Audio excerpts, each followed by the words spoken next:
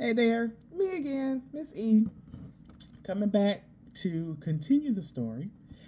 In this case, we're talking about packaging, right?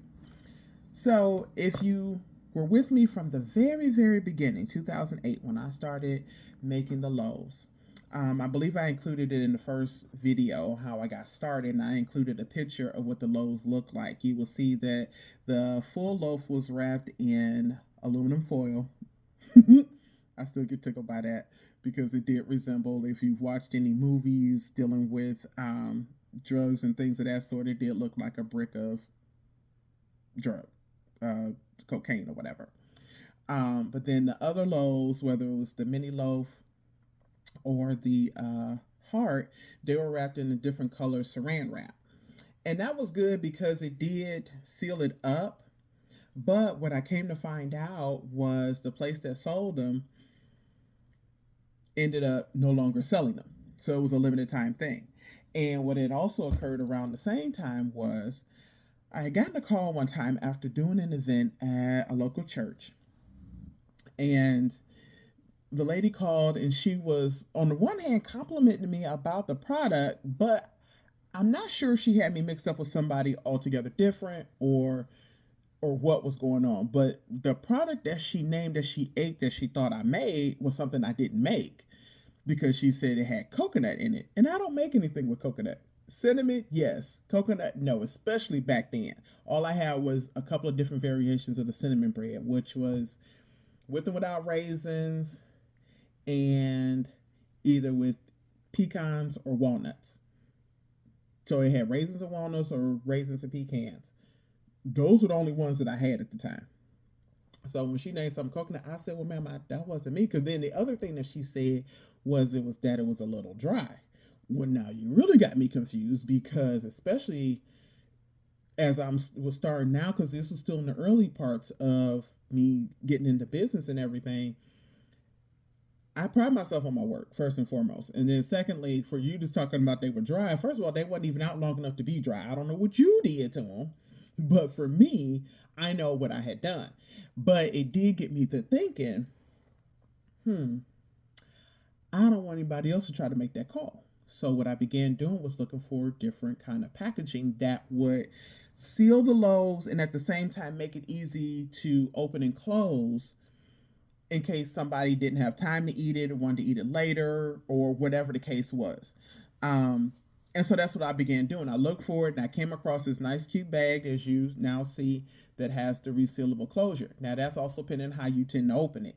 Now, if you open it right, because of how the label is put on, the label is put on to still allow you to open it for seal and reseal. But if you just rip into it, then clearly you want to be done with it. But it does allow the option to reseal for later, right?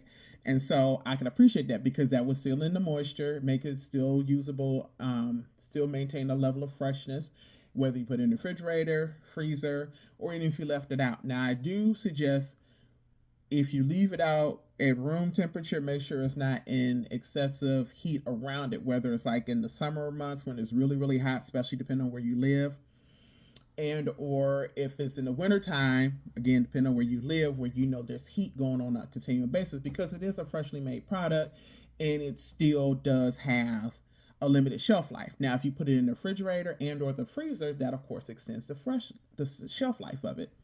Because if you put it in the freezer, you can put it in a freezer bag, and that would keep it from or minimize any freezer burn that might happen depending on how long it keeps in there. Now, true enough, a lot of times it does not last long, but that's an option that you have if you're trying to maintain a level of discipline and or discretion depending on what you're doing and who lives in the house with you and all those things, because I've heard different stories related to that as well.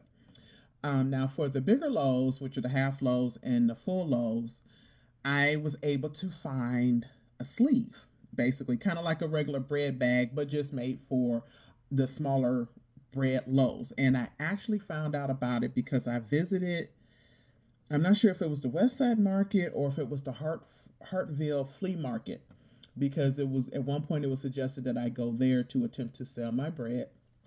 And so I went and did a trial run of it first. And when I did, there was another bread store or another bread shop that was there, and I saw that they had these bags, how they had their breads wrapped, and I just asked the person. I said, "If you mind if I ask?" I said, "Where did you get these bags from?" And they told me, and I was like, "Oh, okay." Had never really thought about it, and so I was able to go to a store and find them. And I was like, oh, these are cool. And so I was able to do it. And then I would just usually just kind of cut the tip off to kind of cut it down so you don't have all this extra going on while you're trying to maintain it. It makes it easier for me to move it about to, moving and setting up when I have events. So that was that.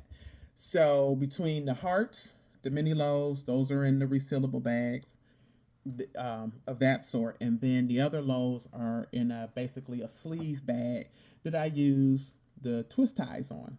And my thing with that was just to give you a little insider, similar to how if you ever receive different variations of my loaves, you'll notice that there are different colors involved, um, and everything, and that's intentional not only for me but also for you as the customer, because if you have similar things. So say if you have two mini loaves, one is this cinnamon with raisins and the other one would be without raisins. Okay, real simple. Well, you'll notice one is one color and one is the other. So once you see, you can at a quick glance know, okay, these two are different. They have something different inside. That's what it's all about. And so with the loaves for the twist ties, I usually try to make sure whenever possible, kind of coordinate it with what it is. So, like if it's a banana bread with or without the nuts, that's a gold one, right?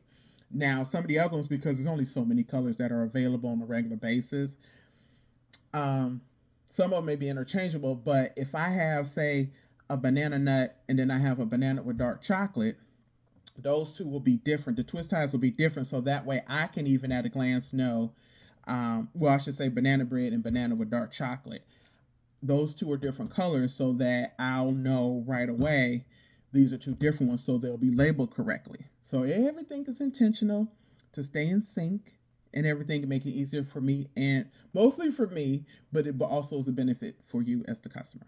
So that's that. And so again, and the idea is to make sure that you can reseal it. You want to heat it, keep it and munch on it throughout, because sometimes when people get like the half loaves, they may eat some of it, whether they eat it as a sandwich or they'll cut it, whatever your preference. And then when you're done or need to go, you can easily wrap it back up, and leave it now. Keep it fresh until the next time you eat it. Now that's also pending you don't leave it in a dark corner somewhere for too long and find it later, because that's at a risk. I have heard of some people leaving it like in their freezer and it was found all the way down in the bottom and still found to be good. One lady said she had left it in a drawer that she forgot about and came. She was like, and it was still good. And I was like, great, because again, as long as it's not too hot or anything like that, you should be good. But I did learn at one point that if it's out too much heat, it will dry it out. So that's not what you want to do. And then if that's for the cinnamon bread, but like for the banana and zucchini bread, you got to be careful because those will get like real mushy and stuff inside, a little gooey. And that's if it's too much heat on that end. So it's like, it's just not good. Too much heat is not good for the product. So I work to try to inform people of that. And I always try to advise those who have it in their stores, their locations. I try to advise them about how they should keep it. Now, whether they listen or not, I don't know. But I do what I can to help everybody win at the end of the day. So hopefully they listen and it wins for everybody, as well as the individuals who purchased them from either an order and or from an event for me. Okay? So that is that. Um, I say when it comes to it, a reason why I chose these type of things, one, not only because of that, but it was also to keep the prices reasonable for everybody. For me as the maker and for you as the consumer, because if we start changing it to all these little different fancy, like one of the little cake slice boxes and stuff like that, well, those cost more than the little bags, right? So then that means I have to charge more, but then I can't guarantee the level of freshness that it would still have or how long it would keep with that type of packaging. Like for cakes, I think they only use it, keeping it in for a couple of days maybe. But again, you got to be temperature sensitive and all that. Make sure they don't pop open, something doesn't get in, all of that kind of thing. For me, the seal, the enclosed, to me works better. I think that's a win-win, and it's reasonably priced, and we should be good. Help keep the prices at a reasonable price cost for all of us involved, because I don't like paying a lot for stuff, and I don't want for you as my customer to do so either. Okay, so thank you very much. I hope you learned a couple things, and if you are to another entrepreneur, maybe you picked up some things from it and how you can proceed and go on about. And that's it for now. Until the next one, thank you.